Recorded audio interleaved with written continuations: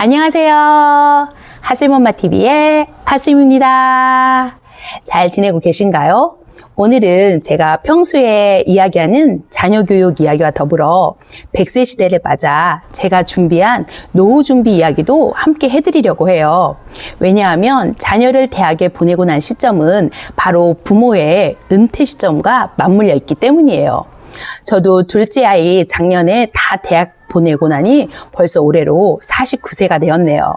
그나마 저희 또래들은 20대 중반에 일찍 결혼한 편이라 50세가 되면 자녀 대학 진학이 끝나지만 요즘 3040 부모님들은 결혼 자체가 늦기 때문에 아이를 대학에 보냈을 즈음에는 50대 중반이나 60세가 될 수도 있습니다. 아이가 대학에 들어가면 1년에 1,000만 원씩 4년이면 4천만 원 정도의 대학 등록금이 필요한데요. 아이 대학 합격 기쁨도 잠시 부모는 직장에서 은퇴로 수입이 끊기는 상황이 발생할 수도 있기 때문에 반드시 자녀 교육 하시면서 노후 준비도 함께 해야 한다는 사실을 알려드리고 싶어요. 현재 대한민국의 평균 은퇴 나이는 50세에서 60세쯤 되고 예상되는 평균 수명은 100세입니다. 재수 없으면 120세까지 살 수도 있다는 말이 나오고 있기에 30년을 벌어서 수입이 끊긴 후 살아갈 인생 후반전 40년을 준비해야 합니다. 은퇴 설계 전문가들의 말에 따르면 은퇴한 두 부부의 평균 생활비는 기본 한 300만 원에 해마다 물가 상승비, 병원비, 노후 돌봄비까지 포함하면 한 월에 500만 원까지 든다고 합니다. 아이 대학 보내고서 이제 노후 준비해야지 하면 이미 수입이 끊긴 상태이기 때문에 그때 노후 준비를 하는 것은 어려워요. 따라서 자녀 교육과 더불어 노후 준비는 동시에 진행을 해야 합니다. 저는 이 상황을 대비해서 자녀 교육과 더불어 노후 준비도 함께 신경을 썼기 때문에 감사하게도 24년 만에 자녀 교육과 더불어 노후 준비를 완료할 수가 있었어요. 오늘은 저희 구독자님들에게 자녀 교육과 더불어 노후 준비하는데 참고가 되시라고 저의 이 경험을 함께 공유해 드리려고 합니다. 그렇다면 제가 처음부터 금수저였을까요? 아니요. 저는 충남 금산에서 인삼 농사를 지으시는 부모님의 8남매 중 6번째 딸로 태어나 초등, 중등은 금산에서, 고등은 대전에서, 대학교 때 서울로 올라와서 교대 기숙사에서 3년간 살다가 4학년 때는 기숙사에서 나와야 했기에 임용고시 준비하는 4학년 때는 고시원에서도 살았고 대학교를 졸업해서는 친구와 함께 몇 년간 자취를 하기도 했습니다. 그 독립하는 과정에서 저는 일찍이 돈이 없으면 삶이 얼마나 불편한지 몸소 체감할 수 있었고 돈이 없으면 얼마나 생활이 비참한지도 일찍이 깨닫게 되었습니다. 그러다 지금의 남편을 대학교 때 소개팅으로 만나서 한 7년 동안 연애를 하고 남편이 대학원 과정을 마치고 회사원으로서 돈을 벌기 시작한 1년 후에 비로소 결혼을 할 수가 있었는데요. 그때 남편이 회사를 다니면서 1년 동안 모아놓은 돈 1,000만 원과 제가 교사하면서 1년 동안 모은 돈 700만 원, 총 1,700만 원을 가지고 지방에 사시는 양가 부모님의 도움 일절 없이 2천만 원 대출을 받아 전세 3,200만 원으로 인천 부평에 있는 18평짜리 1층 아파트에서 신혼을 시작했습니다. 결혼하고 24년 동안 저희 부부는 두 아이 키우면서 휴직 한 번 없이 맞벌이를 했고 아이들은 1살, 2살 때부터 놀이방으로 어린이집으로 유치원으로 기관 생활을 오랫동안 해야만 했어요. 어렸을 때 세세한 돌봄을 해주지는 못했지만 저는 아이들 이만큼 몸과 마음이 건강하게 잘 자라준 것만으로도 감사할 따름입니다. 그렇게 24년이 흘러서 어느덧 두 아이는 대학생이 되었고 저희 집도 아이를 키우면서 돈을 조금씩 모을 수가 있었어요. 49세인 저는 현재 3년 전에 입주한 강북의 빚이 없는 신축 아파트에 살고 있고 다른 부동산에서 임대 수익, 주식, 연금, 예적금 등을 포함해서 노후 준비를 어느 정도 완료해 놓은 상태입니다. 그럼 이제부터 제가 자녀 교육과 더불어 노후 준비를 함께 할 수 있었던 비결을 공유해 드리려고 해요.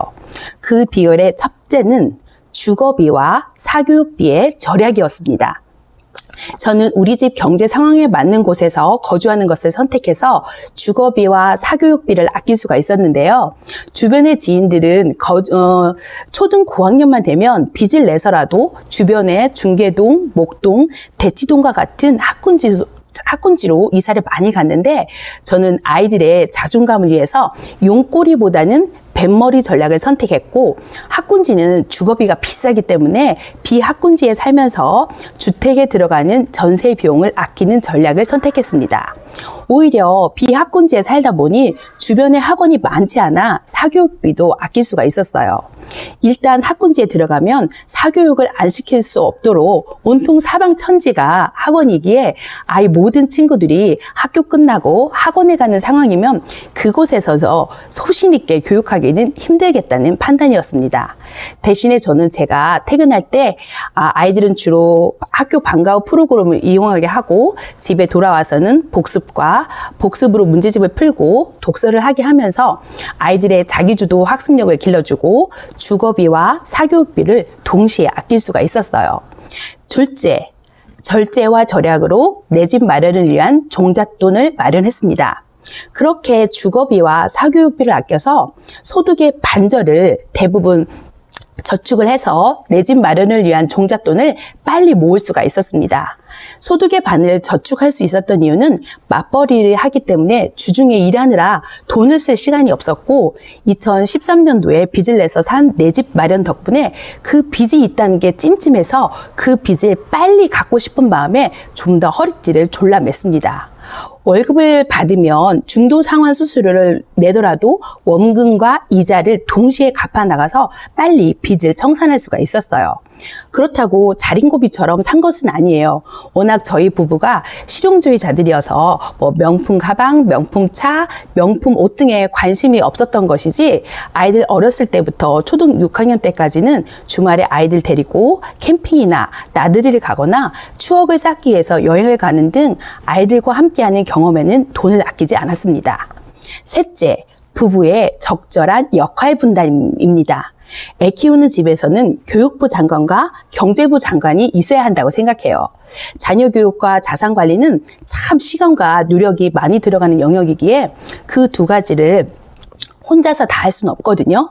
저는 맘이라면 아이가 학교 갈 시간에 자산 관리를 따로 할 수도 있지만 저처럼 시간이 부족한 워킹맘은 일과 자녀 교육 한 가지만이라도 담당하기가 너무 벅차요. 그래서 저는 남편에게 내가 자녀 교육을 담당할 테니 당신은 우리 집 자산 관리를 담당해달라고 부탁을 했습니다. 그래서 주말 일요일 오전에 저희 가족은 아이들과 함께 도서관에 가서 아이들이 좋아하는 책을 읽고 저는 제가 좋아하는 자녀 교육 관련 책을 읽고 남편은 경제 관련 책을 찾아 읽어서 공부한 것을 실천에 옮기면서 자녀 교육과 자산 관리를 함께 해나갈 수가 있었어요. 남편은 저보다 숫자에 더 밝고 꼼꼼한 성격이라 경제 관련 중요한 이슈나 투자할 곳이 생기면 스크랩을 해서 저한테 보여주었고 함께 투자 의논을 했습니다. 저희 부부의 투자 원칙은 반드시 둘이 함께 동의한 곳에 투자를 해야 하고 단 한 명이라도 반대를 하면 투자하지 않는 것을 원칙으로 했습니다. 그래야 투자에 실패해도 공동 책임으로 집안에 분란이 일어나지 않기 때문이에요.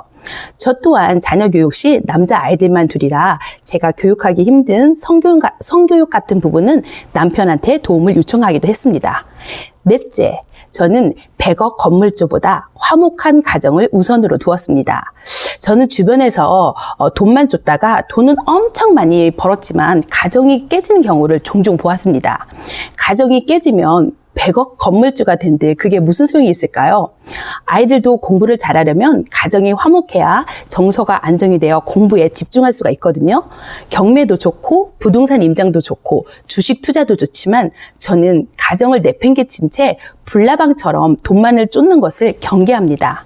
인간의 욕심은 끝이 없기 때문에 탐욕스러워지기 전에 적당히 멈출 줄도 알아야 한다고 생각해요.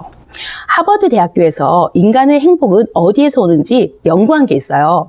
많은 사람들은 많은 돈에서 행복이 올 거라고 예상을 했었는데요. 그 예상을 빗나가고 행복은 관계에서 온다는 결과가 나왔다고 합니다. 아무리 비싼 음식을 먹고 아무리 비싼 호텔에서 아무리 비싼 집에서 살아도 함께 따뜻한 정을 나눌 가족이 없다면 그게 다 무슨 소용이 있을까요?